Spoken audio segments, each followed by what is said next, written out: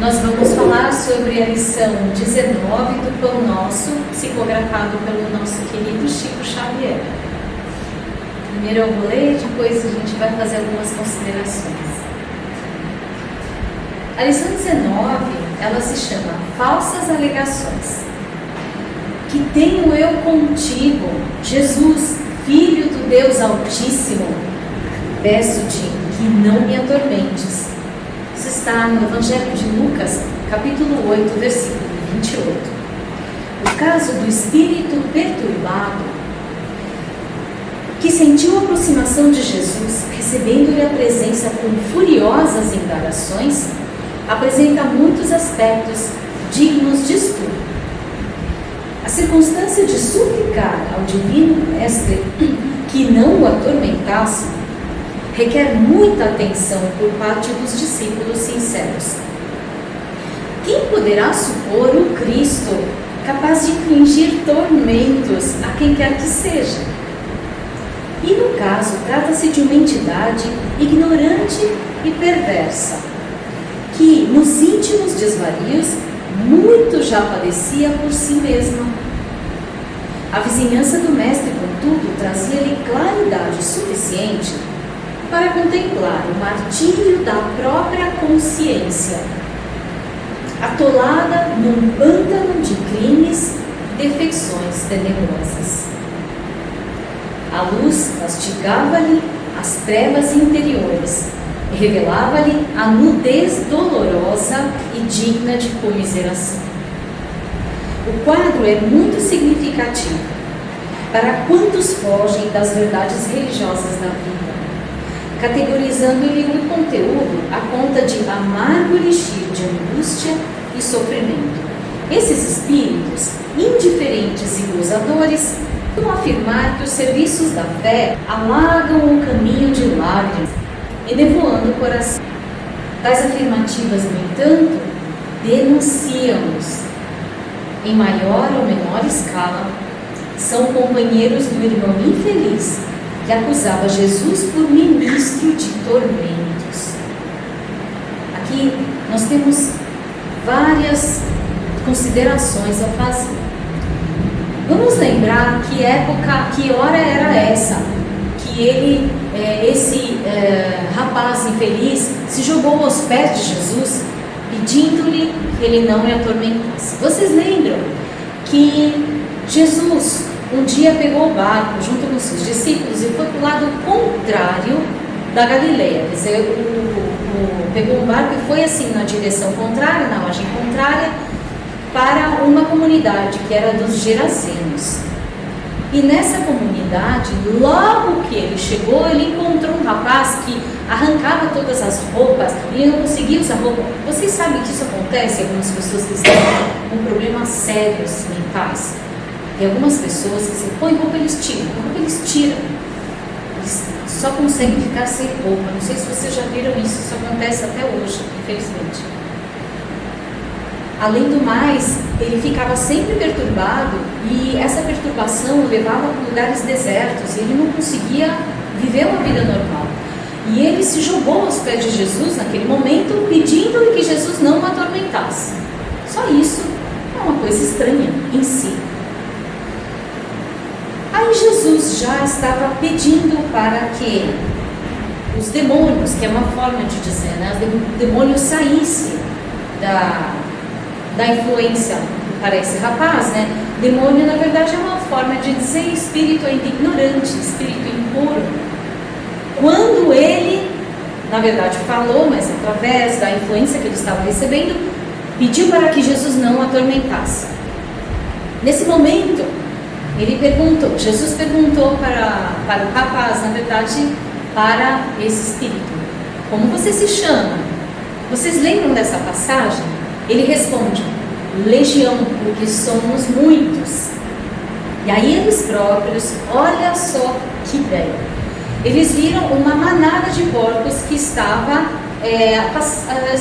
os rapazes que tomavam conta dos porcos estavam apacentando grande quantidade de porcos numa região perto de um precipício que dava para o lago. Pediram que eles fossem pelo menos para os porcos. Quem estudou um pouquinho já sabe que isso não é possível. E o que aconteceu? Jesus falou: claro, então saiam, podem ir. O que aconteceu? Eles assustaram os porcos de tal forma que os porcos foram correndo, caíram ao precipício, se afogaram e, obviamente, eles não puderam encarnar nem ficar perto dos porcos, porque, como nós estudamos através das mensagens espirituais, através de Allan Kardec, é impossível essa junção espírito humano ficar encarnado ou perto de porcos. Isso não é possível. Naquele momento, então, as pessoas que estavam naquela região ficaram extremamente amedrontadas. Olha a ideia. Não sabiam o que fazer, realmente eles ficaram com muito medo de tudo isso que tinha acontecido. E o rapaz, logo depois, já aceitou roupas, já ficou tranquilo. Parecia que ele tinha se curado, então, da noite para o dia. E as pessoas da região pediam que Jesus se afastasse de lá. Eles não queriam que Jesus ficasse. Para vocês terem a ideia de como era a mentalidade de todo mundo. O próprio rapaz curado pediu para ir com Jesus na hora que Jesus já estava preparado para voltar para a Galileia, mas Jesus falou: não, volta e conte para todos o que te aconteceu, para que eles soubessem que Jesus tinha passado por lá. Jesus voltou então, e nós temos como uma lição várias coisas que nós podemos conversar a respeito. Uma das primeiras é: quando o espírito é muito ignorante, ele se demora nessa ignorância e, na verdade, ele tem um receio enorme de uma modificação interna. E isso, todo espírito já passou por isso na sua evolução. Chega uma hora em que você está numa situação extremamente desconfortável, mas você tem medo de mudar. Esse medo é como se você estivesse dentro de uma casca de ovo. Está apertado, está ruim. Você não consegue respirar, mas se você quebrar a casca do ovo, você não sabe o que tem depois. Então você não quer quebrar. Você fica lá nessa situação ruim, você não quer ver o que tem do lado de lá. Nós analisamos essa situação como quem olha e fala assim: não é possível que eles estejam pedindo para entrar nos porcos. Que vida é essa? Quem estuda um pouquinho sabe que ser humano e porco não combinam. Logo, o que aconteceu? Eles saíram dessa influência desse rapaz, assustaram os porcos correram e se suicidaram. Quem já viu porco se suicidar? Isso não existe. Foi algo realmente excepcional que aconteceu. E aí, depois, provavelmente, eles ficaram perdidos, angustiados. E sempre há mentores, pessoas bondosas, que recolhem essas pessoas para locais de assistência. Aqui no nosso texto mostra que essa alegação de falar assim: Jesus, não me atormentes. Como que Jesus vai atormentar alguém? Como que a verdade vai atormentar alguma pessoa? O excesso de claridade, às vezes, para nós, é muito assustador. Transportando isso para os dias de hoje, transportando para nós mesmos, que na verdade é o que interessa, nós temos que pensar se tem vezes em que não estamos realmente com medo de alguma novidade. Muita claridade na nossa vida pode nos deixar assustados. E muitas vezes nós pensamos, quando fala assim: ah, mas isso dessa transformação é um vale de lágrimas. Ora, é doído mudar. Primeira coisa que dói demais na hora que nós estamos prestes a descobrir coisas novas é a nossa vaidade. De dizer que nós nem sempre tínhamos razão em tudo. E isso dói. Porque nós nos fechamos numa ideia de que nós temos um jeito de ser. Não tem muitas vezes nós falamos assim, não, eu sou assim mesmo, eu sou desse jeito, eu sou assim, qualquer coisa que seja, né? Ou um pouco bruta, ou um pouco malvada, ou um pouco agressiva, ou um pouco irônica. Eu acho muito legal ser desse jeito. Só que na hora que nós estamos ensaiando uma transformação, porque aquilo está já nos incomodando, o outro lado parece que é o primeiro passo para um sofrimento. Esse sofrimento é de rasgar um pouquinho essa nossa vaidade de dizer que sempre tinha razão. Esse é o primeiro sofrimento. E às vezes vem algum arrependimento. Isso também dói. Outra coisa que dói demais é percebermos que de alguma forma nós machucamos alguém.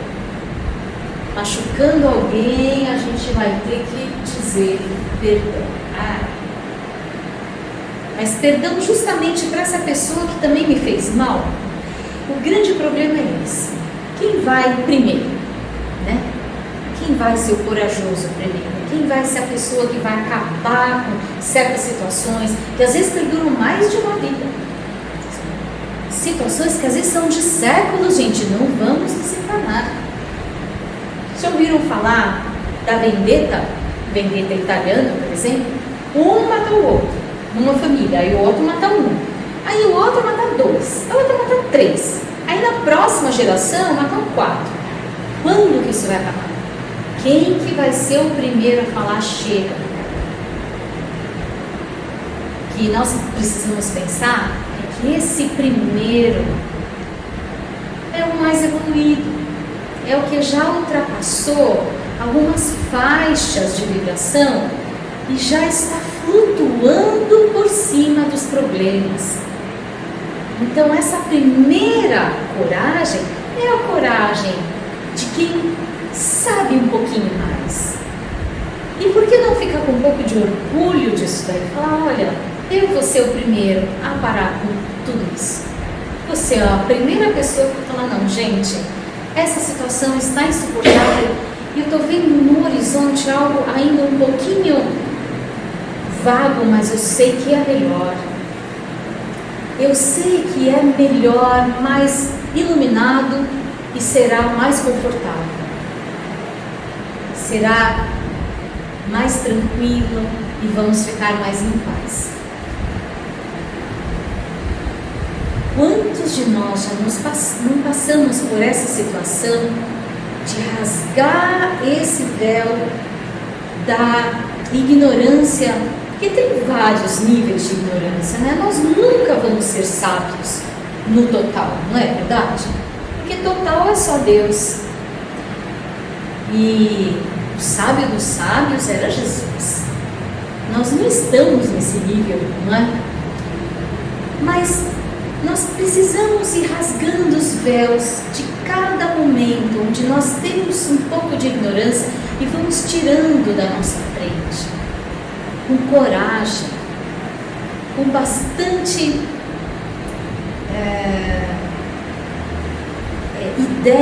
uma ideia muito clara de que mais além tem algo melhor, o horizonte é melhor.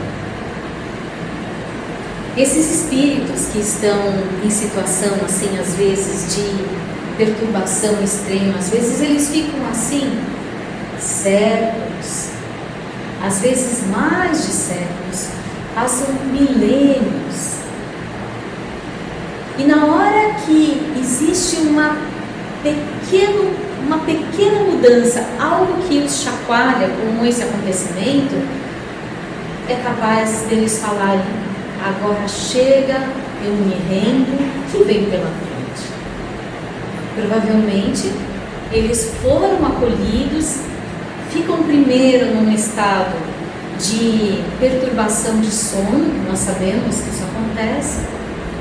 Depois que acordam, eles recebem muito acolhimento e aos poucos vão percebendo qual é a verdadeira vida. É a vida em que nós nos juntamos para fazer alguma vingança? Ou é a vida em que nós finalmente percebemos o que temos, o que viemos fazer, o que temos que fazer?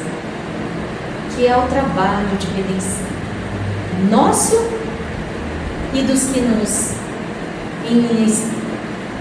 que estão ao nosso entorno, os que estão em torno de nós, começando pela família, pelos amigos, pelas pessoas que estão perto de nós. Quando percebemos isso, finalmente começamos a perceber a importância do trabalho no bem. E aí começa a longa estrada que tem dificuldades, tem resgates, tem desafios, mas tem muitas flores pelo caminho para a gente recolher. Tem muitas alegrias. Tem sensações que não conhecíamos antes. E a força que vem do alto para finalmente vencer esses desafios é muito grande. Quanto mais nós aprendemos a nos ligar o tempo todo aos nossos mentores, essa força vem a cada dia. Nós nos surpreendemos conosco mesmo, quanta força que a gente tem, quanta energia que nós ganhamos. E é capaz de que a gente até se cure de algumas doenças físicas, de tanta energia que vem. Isso é verdade. Algumas coisas ficam para trás. Eu me lembro de uma colega, até bastante assim, divertida, que ela estava assim, num resgate físico muito difícil. E ela tricotava para crianças em dificuldades para um asilo, né? Ela tricotava casaquinhos, coisas assim. E na hora de tricotar, doíam as mãos, e às vezes ela tricotava enquanto estava no carro, indo para alguma palestra, fazendo algum trabalho, né, do bem. E aí ela ficou até brava assim, eu não posso sentir enjoo tricotando enquanto estou indo para a palestra. Não posso. Isso daí é um absurdo. Ele ficou bravo com o mentor dela. Sabe que melhorou o enjoo de tanto que ela reclamou? O enjoo melhorou, a artrose das mãos melhorou também e ela continuou fazendo esse trabalho. De tanto que ela fez essa força. Então, às vezes, nós conseguimos, com a força da mente, muitas coisas que até podemos chamar de milagres. Os milagres nada mais são do que algo que é merecido no momento certo, mas que é parte, às vezes, muitas vezes, de nós mesmos, de tanta vontade que nós temos para fazer algum trabalho. Então, existe sim uma força muito grande para que nós rompamos essa primeira casca para saber o que tem depois disso. E aí, com isso, aumentarmos o nosso espaço de atuação. Até aumenta a nossa energia espiritual. Tudo se expande.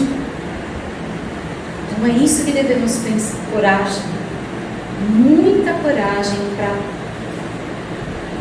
romper esse véu e partir para a próxima etapa, o próximo degrau, próxima dificuldade que vier, nós vamos conseguir vencer.